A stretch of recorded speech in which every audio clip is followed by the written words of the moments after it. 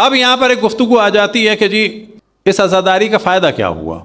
یہ بات ہمیشہ کرتا ہوں کیونکہ ہمیشہ عزاداری پر اٹیک ہوتا ہے. تو پوچھا جائے گا فائدے کی ڈیفینیشن کیا ہے, حج سے کیا فائدہ ہوا بتائیے آپ.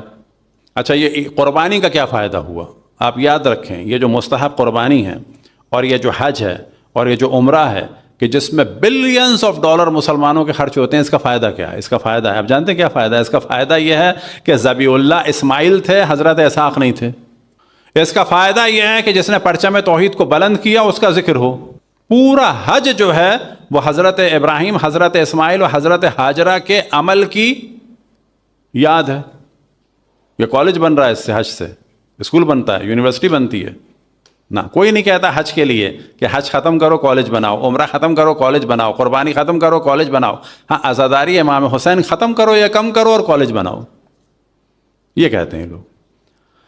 پورا حج, پورا عمرہ اور پوری مستحب قربانی یہ کس لیے ہے کہ یہ یاد رہے کہ پرچم توحید بلند کرنے والے نے اپنے فرزند کی قربانی بھی سے بھی دریغ نہیں کیا تھا, بس اتنے. عزاداری کس لیے ہے کہ اہل بیت علیہم السلام نے بھی اپنا سب کچھ قربان کیا خداوند تبارک و تعالیٰ کے دین کو بچانے کے لیے. دونوں کا بھی یہی فائدہ ہے, اصل فائدہ ہی یہی ہے.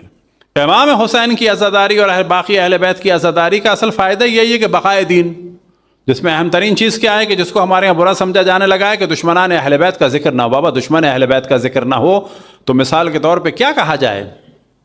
حضرت فاطمہ سلام اللہ علیہا کو گردے کا پرابلم ہوا تھا, کیا کریں بتائیں, سردی لگ گئی تھی, برین ہیمریج ہو گیا تھا, بلڈ پریشر ہائی رہنے لگا تھا, کیا تھا بالآخر کیا ہوا تھا, کیا کریں گے آپ.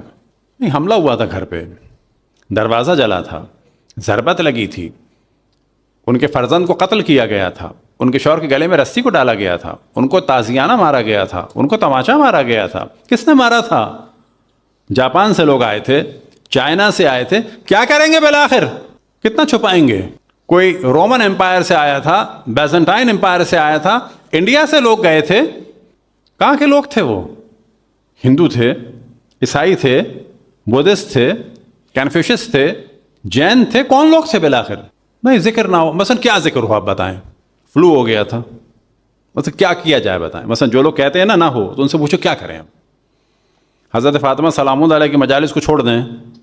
اچھا جھوٹ بولیں کہ بخار ہو گیا تھا, گردے کا پرابلم ہو گیا تھا, لیور کا پرابلم ہو گیا تھا, لنگس کا پرابلم ہو گیا تھا, کیا ٹی بی ہو گئی تھی خدا نخواستہ, کیا ہوا تھا. تو ایک بات ہے حقائق کو احترام سے اور علمی طریقے سے بیان کرنا, وہ ضروری چیز ہے. ایک بات یہ ہے کہ نا حقائق کو بھلا دینا, چھپا دینا. مثال کے طور پہ حضرت فاطمہ کی وفات کہنا تاکہ لوگوں کی توجہ ہی نہ ہو کہ ان پہ کیا ظلم ہوا. رسول اللہ صلی اللہ علیہ وآلہ وسلم کے لیے کہنا کہ وفات ہو گئی, جبکہ تمام مسلمانوں کا اجماع ہے کہ ان کو زہر دیا گیا. تو یہ چیز اتحاد کا سبب نہیں ہے, یہ چیز دین رسول اللہ کو ذبح کرنے کا سبب بنے گی.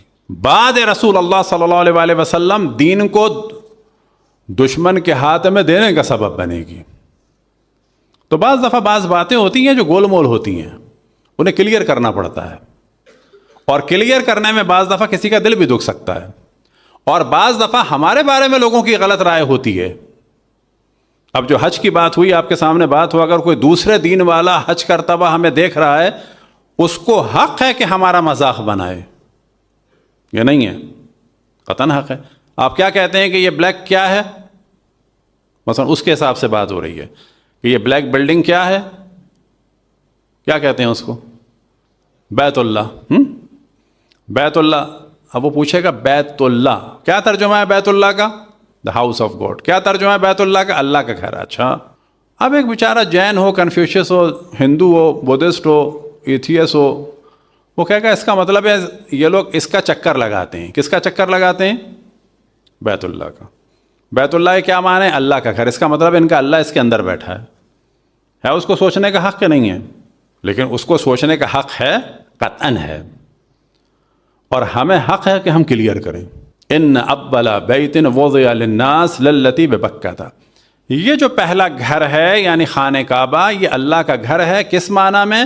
کہ اللہ کا گھر ہے یعنی اللہ کی عبادت کے لیے پہلی بلڈنگ ہے دنیا میں. نہ کہ اللہ کے رہنے کا گھر ہے. یہ سامنے آپ کے کیا ہے؟ اللہ کا گھر ہے. اللہ کا گھر سے کیا مراد؟ اللہ یہاں رہتا ہے؟ لیس کمثلہ شیء.